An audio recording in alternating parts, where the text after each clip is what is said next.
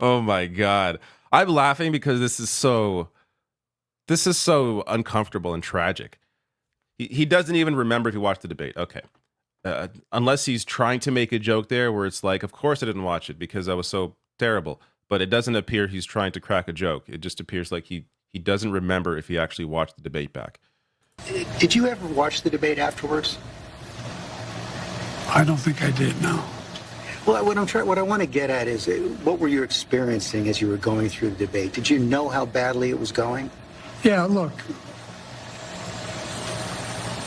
the whole way I prepared, nobody's fault, mine. Nobody's fault but mine.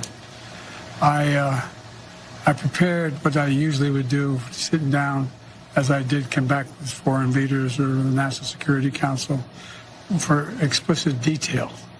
And I realized about partway through that, I get quoted, the New York Times had me down at 10 points before the debate, 9 now, or whatever the hell it is. The fact of the matter is that what I looked at is that he also lied 28 times. The way the debate ran, not my fault, no one else's fault.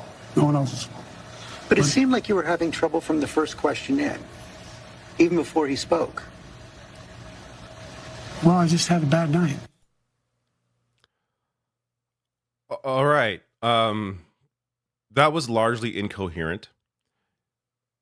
You can try and piece it together. I think he was trying to say he over-prepared like he does when he meets with world leaders. He was getting too into the details, and he wasn't focusing enough on the overall picture, and then Trump lied a bunch of times. Like there are pieces of thoughts there that, I understand what he's trying to say, but he, again, is not able to coherently put that into an answer. Even with this, like George Stephanopoulos, there comes at the end saying, you even had an issue from the beginning of the debate, which was clear in the debate. From the first question, Biden was having a problem. It appears to be the same in this interview, where he's, from the first question, he is not really doing too well.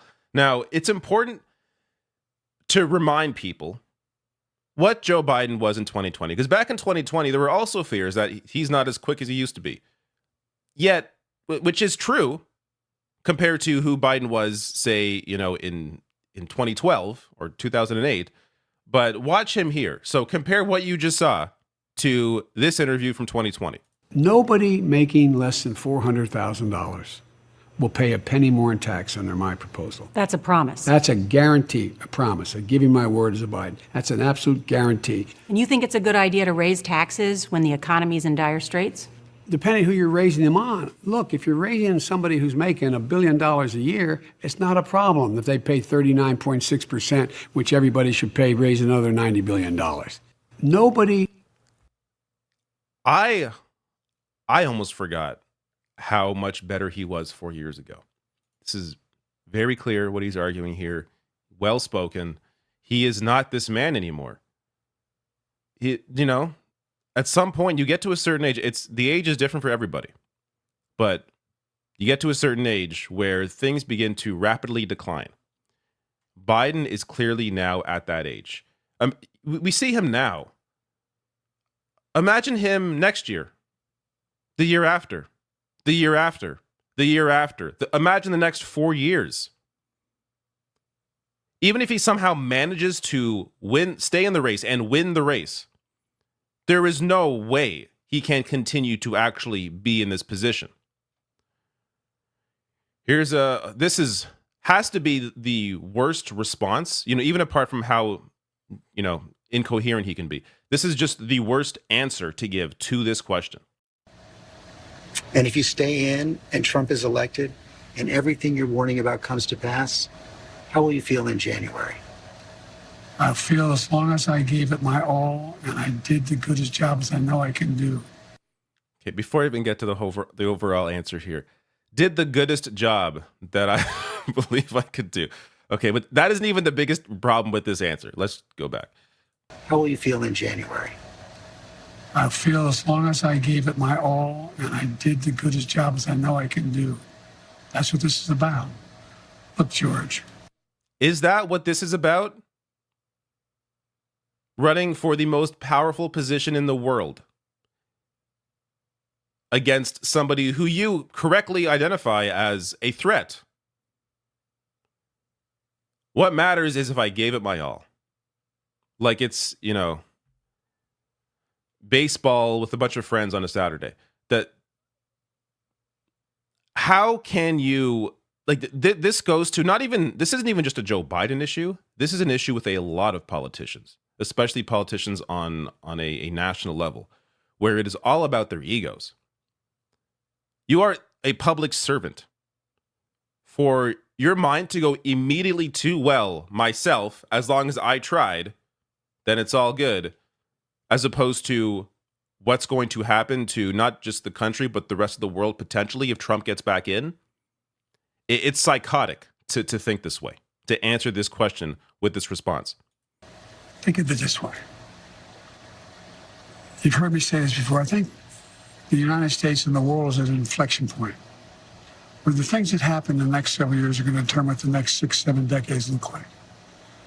And who's going to be able to hold NATO together like me? Who's going to be able to be in a position where I'm able to keep the Pacific Basin in a position where we're at least checkmating China now? Who's going to do that? Who has that reach? Who knows all these? We're going to have, I guess, a good way to judge me is you're going to have now the NATO conference here in the United States next week. Come listen. See what they say. I alone can fix it. Remember when Donald Trump did this and he was rightly criticized? Joe Biden is doing the same thing. Who else can do this job?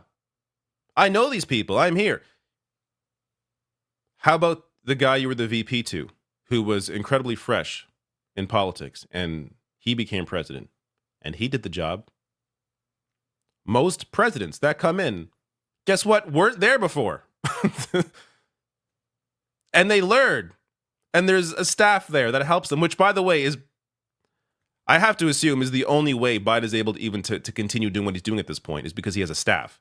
There's no way he's doing this shit himself. This is so insane to try and act like you are the only person that could do this. You are the only Democrat that could do this job.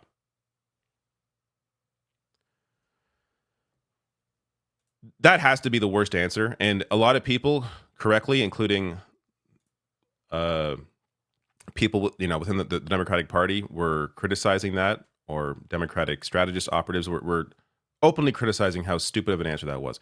But Ryan Grimm here writing, if an 81-year-old doctor who struggled to complete sentences looked down at me on the operating table and said he didn't care if I lived or not, as long as he tried his hardest and did his best, I'm not sure that would be comforting. Yeah, that's a good way to frame it. All right, here's another one here. What will make him drop out? If you can be convinced that you cannot defeat Donald Trump, will you stand down? It depends if the Lord Almighty comes out and tells me that, I might do that. Well, on a more practical level, Washington Post just reported in the last hour that Senator Mark Warner is assembling a group of senators together to try and convince you to stand down because they don't think you can win. Well, Mark is a good man. We've never had that. He also tried to get the nomination too. Mark and I have a different perspective. I respect him. And if Chuck Schumer and Hakeem Jeffries and Nancy... Mark Warner, by the way, is the quintessential standard establishment Democrat. It's not like this is a guy challenging Biden for power, or is someone who is, to Biden's radical left or right. Mark Warner is just your standard Democratic politician. If he is helping to lead the charge to get you out, if he is worried, there's a problem. So this also goes to why I think it's important that Democrats that are politically aligned with Biden are the ones that are coming out first to do this. Because if it was, say, Bernie Sanders or AOC, there would be a criticism being, oh, look at these far left radicals trying to take down our president, Joe Biden. We can't trust them. But you can't use that excuse. These are people that are traditionally within